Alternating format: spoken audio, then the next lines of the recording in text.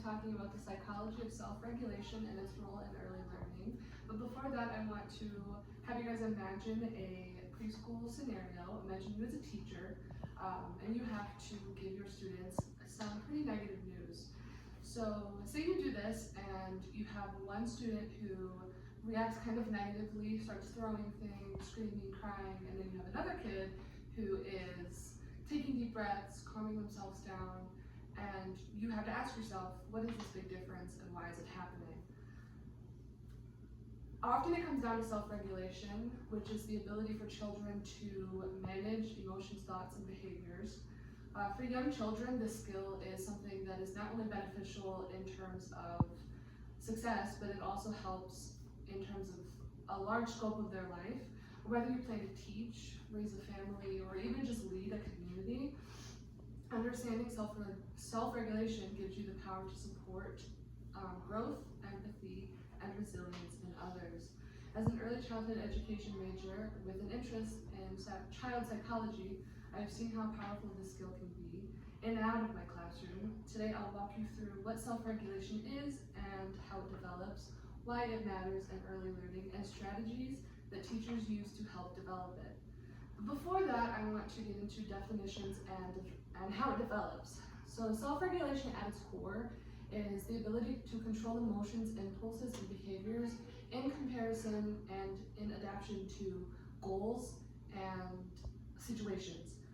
This skill doesn't appear overnight. It develops slowly from infancy through the early school years. The prefrontal cortex, which is the major part of the brain and its decision-making and executive function, plays a major role in this process. And according to McKellen and Dahlgren, children first rely heavily on adults for helping manage emotions. I see this a lot within my classroom. You'll see a lot of the younger kids come to you when they don't know how to express emotions. They'll kind of run and seek, they'll seek support from you, and we call this co-regulation. Over time, they internalize these supports and begin to use strategies on their own, such as taking deep breaths or using words to express frustrations. As soon as you start to see that, that's kind of your sign that these children are ready to move on to the next part of self-regulation. This gradual shift from adult support to self-control is what allows toddlers to someday become a kindergartner with patience and problem solving. Why it matters so much in early learning: children who have strong self-regulation skills are often able to better focus on tasks. They follow directions better, recover from frustration, and kind of have all those key elements of school readiness. Blair and Graver explained that self-regulation supports memory, attention, and problem solving, the building blocks for academic success. These are kind of the initial stepping stones to what we see as the proper student. But beyond academics, it is also effective in social growth, because social and emotional things go hand in hand, especially when you're a child. A child who can manage emotions is far more likely to make and keep friends, to empathize, and to navigate conflicts in a more healthy manner. Research even shows that preschool self-regulation predicts later outcomes, from reading and math achievements to emotional well-being, and that reflects itself into adolescence. And then I do have a self-regulation chart. These are by age. So this is in infancy. Some of the milestones would be shifting attention when things are overwhelming. And then toddlerhood, this is focusing attention on short periods, adjusting behaviors to achieve goals, beginning to label feelings. And then in preschool age children, it's recognizing a growing array of feelings in self and others, and identifying solutions to some problems. So then what are some of the strategies that teachers are using to help reach these milestones? Teachers and caregivers hold a powerful role. Consistent routines create predictability, which helps children feel secure enough to practice control. Calm down corners, sensory toys, and breathing techniques give them a tangible tool to handle big feelings. It's something we often practice once you get to the ages 3 and 4, because you want them to have these kind of ways to bounce back. We see this a lot in children who, take for instance, have attention issues, and they need kind of something tangible to hold on to, like these. So if you see a child who's kind of getting out of their seat, running around, messing with their hands while they're trying to learn, sometimes all you need to do is hand them one of these, and then they're right back to it.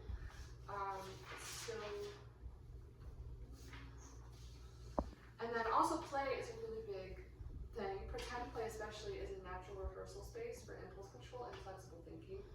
When a child pretends to wait their turn or follow a rule, they are pretty much actively practicing self-regulation in disguise of play.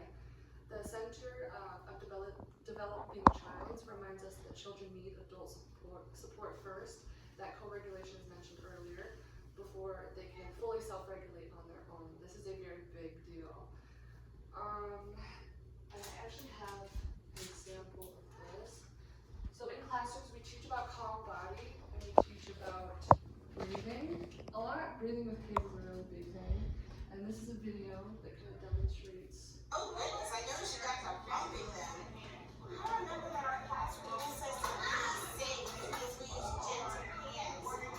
How can we be gentle with our toys? Yeah, be safe, be gentle. That means we may not love them, but we can build together or we can drive them. Yeah, but bumping them may not be a safe choice because someone might get hurt. And we might say it's safe.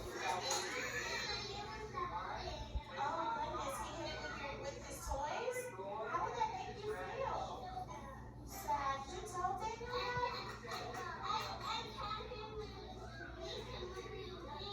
Oh, but you burned his hand. What can we say to make him feel better?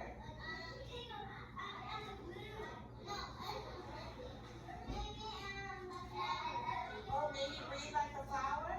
Yeah, but you burned his hand. What can you say to know what to help him feel better? Can you say, I'm sorry? We'll help him breathe in just a second, but could we say, I'm sorry? Did you hear him? He said, I'm sorry, and you can do butterfly to feel better. Do you want to do butterfly? Okay, come on. Ready? Deep breath in. Blow it out. Deep breath in. So that's just one of the many examples you can practice breathing with children. A lot of the times, butterfly breath is a really big one. I find that, especially children with anxiety, even just doing something like this is really big for them. So to conclude, we looked at what self-regulation is, why it matters, and how adults can help children build it. It is more than just good behavior. Often it is the foundation for learning, relationship, and lifelong success. So the next time that you see a children kind of pausing and taking a deep breath and choosing calm instead of chaos, remember that these tiny moments of control aren't always small at all, and are actually glimpses into the confident, capable person that they are trying to become. Thank you.